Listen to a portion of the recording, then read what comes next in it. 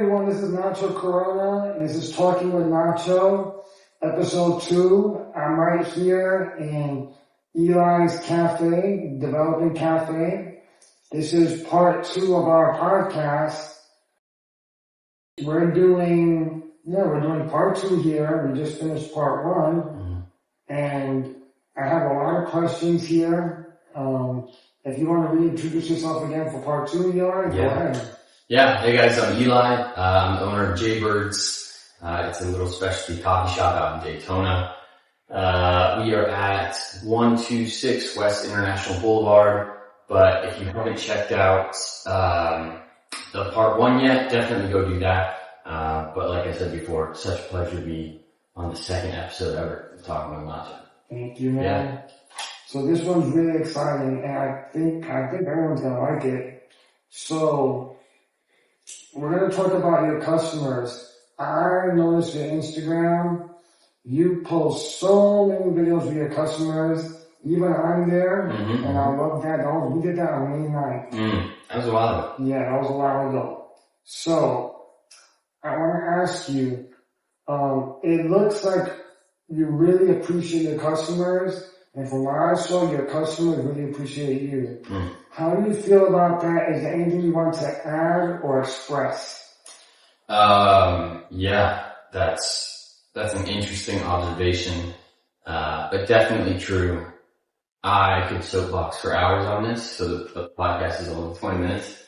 Yeah, it definitely just feels like, everybody that comes in, they've got a different story. And it's kind of like a hippie thing to say, but I definitely believe, my purpose is to be able to share and communicate and relate to the people that I'm surrounded by. So, I don't necessarily feel like it's a whole customer service thing. I think maybe it's just this weird, like, innate drive to connect. I'm glad people have kind of connected here, and I'm looking forward to seeing more relationships come about. And, I don't know if that answers the question that well. It answers the question, but I got an addition to the question. Okay. So, if you can remember names, I'm bad with names, but people remember my name. So, are there any people you can remember that stood out? Any customers that stood out, maybe their story, their name, doesn't matter. Is there any customers that stood out? Oh my gosh, yeah. Like 10 people popped in my head already. Okay. I think I've been a good source, for people to kind of, what's the right word? Almost let go of things or talk about challenges that they're experiencing. Yeah. But I gotta hype you up for a second. Okay. Definitely, you are somebody that stands out. You kind of, I think you scared the crap out of me. Can I cuss on this? Oh, we'll keep it PG. Okay. You scared the crap out of me. When you first came, and you're like strolling up, and I turn around and you're right there. Yeah. But yeah, dude, I think, you are somebody that's been able to really listen, which is very, very rare, just in general. And so, the conversations that we've had, your kind of, not fortitude, hang on, I'm thinking of the right word, your perseverance in life. Yeah, I wanted to ask you, because my long-term dream, one of them, is I really want to travel. Like, I love the thought about traveling to different countries, learning different cultures, the history, and just like expanding my knowledge of different ways of life, how people live, and so on. So, you went to a country that I really find interesting. I think a lot of people do. You went to Japan. What was Japan like, and what did you do there? Blessed to be able to go to Japan. I was out there for about a year. But I definitely think you should travel, and even more specifically, travel to Japan. Yeah. It is such a beautiful country. Whether you're talking about the people, whether you're talking about the environment that you're in, whether you're talking about just like general nature and like, its climate there. It was amazing. I had a blast. I really worked hard to speak Japanese because I wanted to make friends while I was there. And so definitely some ebbs and flows of like immersing yourself into a new culture, but yeah, I found a good friend group. I worked part-time at that coffee shop like we talked about in part one, and I was working full-time as a teacher at the time. So I taught at a high school. I was teaching English to a bunch of Japanese students. Wow. Just an amazing time, bro. I fully recommend that you get out there and do it. I love that. I wanted to bring up something a little different. Yeah. So, you started out as a, I would say, mobile espresso bar. Yeah. With your cart. Now, what was it like bringing that cart here? Because now you want to build your cafe. You are building a cafe. Mm-hmm. So how are you viewing that transition from starting out as a cart to now having a cafe? How do you put the two together? And also now you're here in Daytona Beach, historic International Boulevard. This is a beautiful area. This is a great area. Yeah. How will you go forward with that, with your transition from cart to cafe? Definitely. Yeah, at the beginning the cart was the main sort of event, right? It was all I had. So that was all my focus was. As I transitioned into building out this space, I kind of view this more as like a home base for JBirds and the community to assemble. But I still want to use the cart to go out to more events, make more good coffee and be able to use that. So really the transition kind of looks like building out the space, getting it up and running, really like its own kind of engine here, and then being able to use the cart to continue to travel around simultaneously. So we got in July. It's 2026. So where did you first begin with making up your cart with your dad all the way until now? So how many months or years, how long has this been? Yeah, so we started December 2025, midway through the month. We built it out, and then my first event was, I want to say, the 5th of January. So I've been doing this for 6 months and some change. I really believe you did great because it's almost like you're very fast to achieve this. Like, you went from cart to cafe. You know, who knows what's next? How do you feel about that? It's exciting. It's obviously, you know, sometimes you get caught up in the grind of progression. But when you look back and you're like, dang, you know, it has been not that long. You've been really fast, man. Yeah, it's definitely exciting. So I've got super big plans for JBirds. And I'm just excited to see where it goes here. Wow. Yeah. So the next question I have is that how do you feel about competitiveness in the food business? Do you feel the element of competition, or do you just want to build it as you go and see? Yeah. Please explain. Great question. I personally, and more of like a hippie vibe for you. Okay. I personally do not feel that competition at all. Okay. And you know, I think I focus so much on what I can offer to customers and my value. I definitely know what's out there, but in some regard, it doesn't faze me as like competition. You know, I think there's something to be said about an abundance mindset where there's just quote unquote enough to go around. So I know that, you know, there are some wonderful coffee shops right down the road. I know that we're going to be able to, you know, hopefully collaborate in the future rather than try and compete with each other. So that's kind of my vision. Thanks for answering that. Yeah. Okay. So, Eli, I have another question here for you. If you can remember, please explain what was it like when you first moved here to your location, your cafe, for the first time, and it was empty. So you're just beginning, you open the door, it's empty, there's nothing here, you're starting out that brand new chapter fresh. Yeah. Okay, yeah, the first day I saw it, it was with my now landlords. I was freaking out.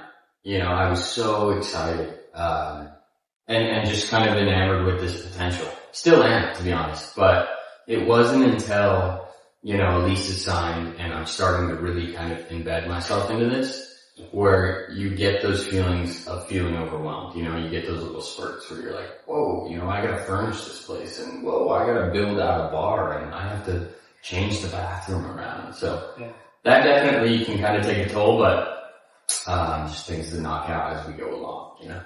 So, from when you first started to where we are right now today, did you see things slowly grow? Like you started changing things up in here, bringing some new items, some new material? Yes, I mean, slowly, you know, as the vision kind of extends over time, you start to bring things in. I've had some customers, it's actually funny you say that. I had some regulars that come by on the weekends, bring me the succulent from their garden. They did like a little arrangement. Oh, wow. And so it's just like small little tidbits that are slowly kind of building up. I mean, Mike from the vinyl store brought all of his speakers and vinyl player up there, so it's slowly, it's like a community thing, you know, it's just building by itself almost. I love that. That's amazing. Yeah. So, is there anything you want to say to your customers past, present, and future? Yeah. Of course I have to start with gratitude, right? I would not be here without the customers that are coming out. But even more so, I think I'm so happy that they have found a place for the people that have come once, for the people that have come 50 times. I'm happy they found a place they've enjoyed. I'm happy to provide something that I know is intentional, and kind of create a space for them. But, yeah, at least when I was just mobile cart, I really had some supportive customers that were, you know, wanting me to succeed. So, shout out to you guys, man. You guys rock. Yeah. Wow. We're all thankful, man. Yeah. So, I think long-term coffee drinkers have an experience with instant coffee. Yeah. So, like, every now and again I'll still drink instant coffee, but it's really not my thing personally. Yeah. How do you feel about instant coffee? Do you like it? Is it like, kind of like, do you feel like you could go back to that era? Or, personally, me, I notice the difference, especially with your coffee. And I really cannot go back. I love espresso, something strong. Yeah. So do you ever drink an instant coffee, and how do you transition from instant coffee? Yeah, I mean, we all consume coffee in different ways. I definitely was an instant coffee drinker, especially in college. I kind of viewed coffee more as a tool to stay awake. Yeah. Whether it was for studying or whether it was for partying. You know, instant coffee can get the job done pretty fast. Instant. Yeah, right. But, yeah, I do kind of view like that consumption as more of like a convenience than an art form. Maybe people could argue differently, but I like the idea of, you know, really putting time into your coffee, almost like a routine, that just adds to your life. So it's not just a tool anymore, it's like a component of, you know, how you explore creativity. That sounds so hippie, dude. I'm talking. But yeah, that's kind of how I feel about it. I think the transition, I mean, just try it. Just try different ways, look up ways to make something on YouTube, and yeah, give it a shot. How do you feel about your neighbors around here? Because we're right on International Boulevard West. Yeah. So we're literally right before you cross International Bridge. We are. To the beach, which is my favorite spot, the beach. I love the beach. Uh-huh. So how do you feel about your neighbors around you, your business owners? I noticed you told me that the record shop owner, Mike, helped you out with your records. Yeah. The system, that sounds great. Yeah. So how do you feel about the business owners that are in your close vicinity around you? Dude, I feel amazing. A lot of these people around are totally good role models for me. I mean, I'm neighbors, like direct neighbors with a yoga studio. And the owner, Sneha, she's from Texas originally, but she moved out here, and she's like a sole entrepreneur. She's got her and her husband, and they just kind of work together on projects. And I learn a lot from her. The landlords, they also own a co-working space right next door, and they've been extremely helpful. Thunderbox, the new German restaurant, they moved in 2 days ago, and everybody they all come over and they talk about how it's like one big family. So, I can't say enough about the neighbors either. It's just been so cool, to kind of build those relations as well. Wow. Yeah.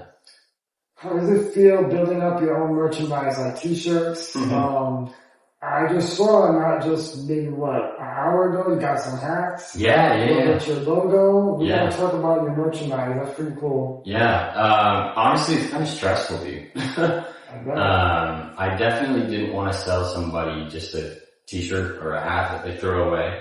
So I wanted to find good quality and also looks good. I've luckily had some help from some friends designing the actual logos and stuff. And once you put it out there, it's really, really cool. I mean, when you see just people wearing your shirt, you know, I've run into some people wearing my shirt kind of out in the wild. Not mine, wearing JBird's shirt. And it's like, why, dude, this is the most surreal experience. So, it's cool to have that out there.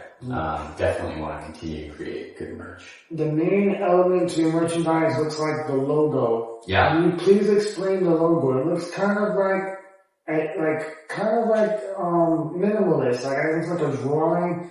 Please explain, like, in detail, what's the logo all about from beginning to where we are now? Yeah. I have to explain the name as well then. JBird's, JBird is my dad's nickname. His actual name is Jesse, but when he was a kid, he had skinny bird legs. Yeah. And so apparently everyone used to call him JBird. And he told me that, and he's kind of just that's been my nickname for him too after he told me that story. And so the legs, in the logo, it is very minimalist. I kind of just had this 3-day period where I was drawing pants with bird legs sticking out of them, and that was the one I really liked. So it's also kind of a touch or playing on the whole JBird's skinny legs factor. Cool. Yeah.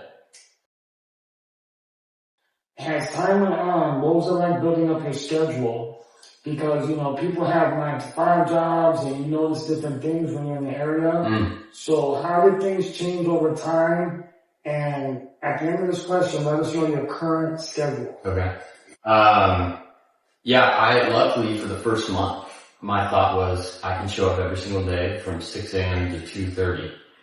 Or maybe it was 2. But I can show up then and learn when people show up. So I did that for a full month, and I found the best days that kind of worked sales-wise or brought the most people in. And I stuck with those, and then was able to take 2 days off to kind of work on the back-end stuff as well. But my current hours are Wednesday through Sunday. I'm off Monday, Tuesday, and I work from 6:30 to 2 p.m.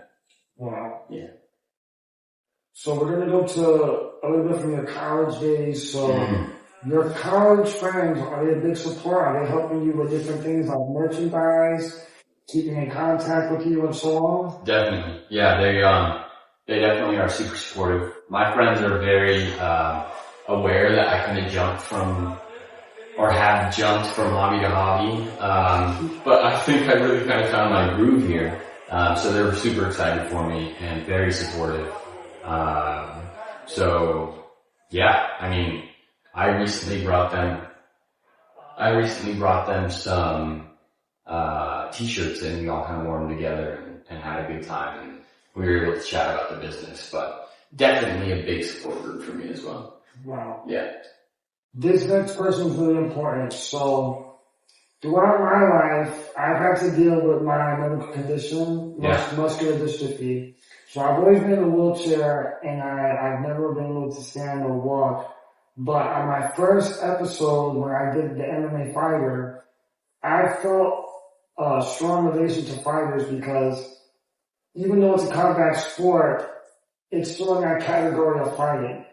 So my journey has been about fighting my medical condition that I was born with and going forward and just continuing, just fighting through this life and getting through every day the best I can. So, your mom, I saw a post that she was battling cancer. Yeah. Is she okay now? Like, how did that happen? Like, I know she's a big support for you. Yeah. Yeah, that's actually kind of, yeah, she had breast cancer and it was actually pretty bad for a while. Wow. It's like a fight. Yeah, I mean, any type of cancer is a fight, right? Right. But, I mean, she had the greatest kind of perspective of it and mindset and, went through all the right treatments and is still kind of going through some treatment right now. But, you know, it's weird. Like, I definitely have seen her transition into somebody that is more happy and more kind of in touch with reality and life. And I think, you know, she's grown this appreciation for life. Maybe in a sense, I don't know if you can relate to that at all, but to me, you don't really seem like someone that is necessarily fighting. I mean, like, you definitely, you live in a world where people can walk and having muscular dystrophy where you aren't able to walk is a battle, dude. You know, it's a society that doesn't kind of support who you are. Right. You have to work around a lot of different walls and just keep yourself going motivated. It's a lot of work, a lot of motivation that kicks in. You have to just push yourself. Yeah.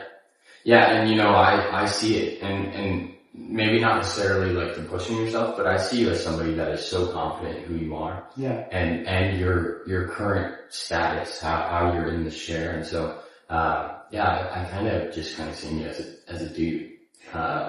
You know, somebody that's doing his thing. Yeah. So, but I get it, dude. I understand their battles. I don't understand fully, but, that's kind of at least how my mom has taken things, and that's kind of, again, touching back to part one when I said that you were so persevering and able to, you know, be that dude, you know. So this is another, because we're going to close out soon with the podcast, but this one's really important. So when I was looking at your Instagram, I saw a friend from college. I don't know if you were at the airport, but it looked like he gifted you something that looks like a surfboard. Yeah. And I saw your face just glow up, and I really noticed that. Yeah. So I want to ask you, what is that? Is it a surfboard, or it looks like a type of rug, or I'm just trying to figure out. Yeah. What do we know? Should I grab it real quick? Yes, please. Yeah. Let me grab it real quick. It's right here. Yeah, dude. So aside from the rug, before I show everybody. Oh gosh. Nope. Dylan's one of my closest friends from school. He and like they're a little group that we have together. But he has been kind of exploring hobbies and figuring out what he wants to do with his free time. And he got me to rug me. And since then I've always been like, dude, you gotta make me a rug. That's the coolest thing ever. Definitely just blew me off for a while because he's so busy. He lives in New York. And then for my birthday, I kept telling him, I was like, bro, my birthday's coming up, what's going on? And, somehow my parents kind of like worked out this whole thing with him, and, he ended up surprising me at the airport, not only like coming, but bringing me this rug. So it was a super cool moment, you know. It is a surfboard, you're right. And I'm gonna set it up here. It's just this beautiful, like, masterpiece, you know? Yeah, keep it right here. And so, yeah, it's something that he kind of does as a hobby, but he's looking into doing it more as like a side hustle. But yeah, super excited about this thing. It is absolutely beautiful. And so, Dylan, finally, bro, finally, you made one. So here we go. I really believe throughout my journey, and I think everybody's journey, that this is an important question when you meet people and develop relationships. Okay. So, how do you know when you have true friends in your life, and that you yourself, or me and myself, and being a true friend to others?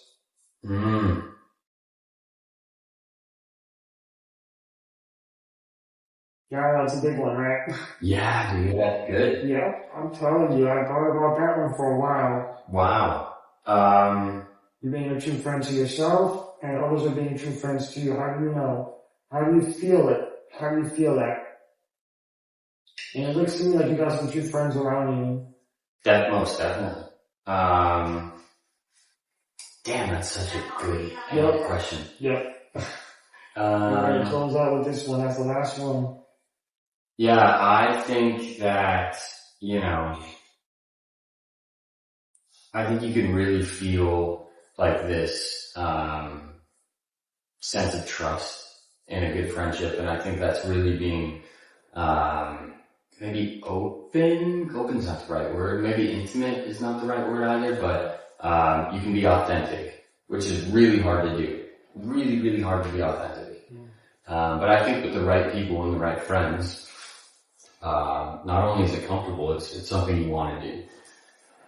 So I think, that trust in those types of people, they become your not only friends but family. Those are the people you surround yourself with. So, that's kind of my gauge, I guess, of what I would consider friends.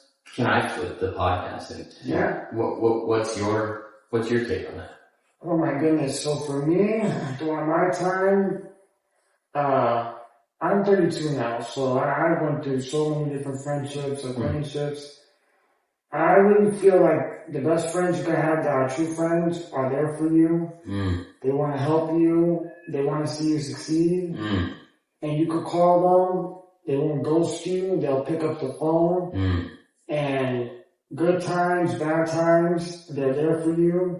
Maybe you get through an argument, maybe you have disagreement, and you can get through it. Yeah. And you're willing to take the time to spend with each other, to spend time to get to know each other. Yeah. And that's probably the hardest one because we're so busy. Things come up, but you're willing to grow together. Yeah. To grow. Yeah, I like that. I like that. Kind of stemming back to that trust almost, right? Yeah. So we're going to close out here. So, Eli, I wanted you to just say what we were doing here again. So, where are we at and who are you again? Yeah. Thank you guys for listening to this podcast. Again, I'm Eli, the owner of JBirds. We are here inside of the currently being built shop, out on 126 West International. And if you're in Daytona or relatively around the area, I've got some really good coffee down here, sometimes nachos here as well. So, swing on by and I'll make you something nice. Alright, everyone, I'm Nacho Corona. This is episode 2. And Eli, I want to let you know that your journey has been spoken. And that's a wrap. Bye.